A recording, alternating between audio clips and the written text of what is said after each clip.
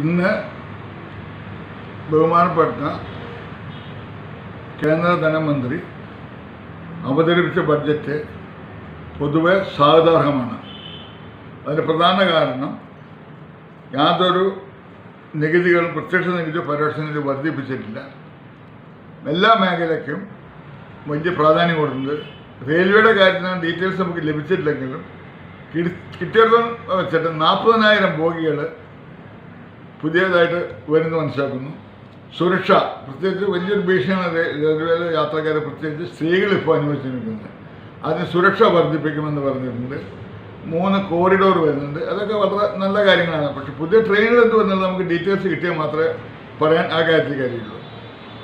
അതുപോലെ തന്നെ ചെറുകിട ഇടത്തരം വ്യാപാരികളുടെ കാര്യത്തിൽ യുവജനങ്ങൾക്ക് അനുവദിച്ച മാറ്റി പലിശയില്ല വായ്പ അനുവദിച്ചെങ്കിൽ നന്നായിരുന്നു. അതിനെ പറ്റിയിട്ട് നമുക്ക് കാര്യങ്ങൾ കിട്ടിയിട്ടില്ല.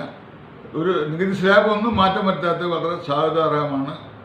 അതുപോലെ തന്നെ ആരോഗ്യ മേഖലയ്ക്ക് മെഡിക്കൽ കോളേജ് പഠിക്കുന്ന എല്ലാ മേഖലയ്ക്കും ഊന്നൽ കൊടുത്തിട്ടുണ്ടെങ്കിലും കൂടി എയിംസ് ലഭിക്കുമെന്നാണ് നമ്മൾ പ്രതീക്ഷിച്ചത്. അത് ഈ ബഡ്ജറ്റ് ചർച്ചയിൽ കേരളത്തിലുള്ള MP-മാരും എല്ലാവരും കക്ഷി അതീതമായി ബഡ്ജറ്റ് ചർച്ചാവേളയിൽ ഉന്നയിച്ചത് നേടിയെടുക്കാവുന്ന കാര്യങ്ങളേ ഉള്ളൂ. എയിംസ് ലഭിക്കുകയാണെങ്കിൽ വളരെ കേരളത്തിന് മാത്രമല്ല നമ്മുടെ അയൽ സംസ്ഥാനങ്ങളായ അതിർത്തി പ്രദേശ കർണാടകയിലും തമിഴ്നാടിനും കൂടി ഉപകരിക്കും. ഇന്നിപ്പോൾ അതുപോലെ മാരക അസുഖങ്ങളൊക്കെ വന്നപ്പോൾ പൂനെക്ക് അയക്കേണ്ട ഒരു അവസ്ഥയുണ്ടായത്. അപ്പം അത് നമുക്ക് നേടിയെടുക്കാവുന്നൊരു കാര്യം മാത്രമേ ഉള്ളൂ. മറ്റെല്ലാ കാര്യങ്ങളിലും വളരെയധികം നല്ല നല്ല പ്രഖ്യാപനം ഉണ്ടായിട്ടുണ്ട്. നികുതി വർധനമില്ല എന്നത് തന്നെ വളരെ ആശ്വാസകരമായ നടപടികളാണ്.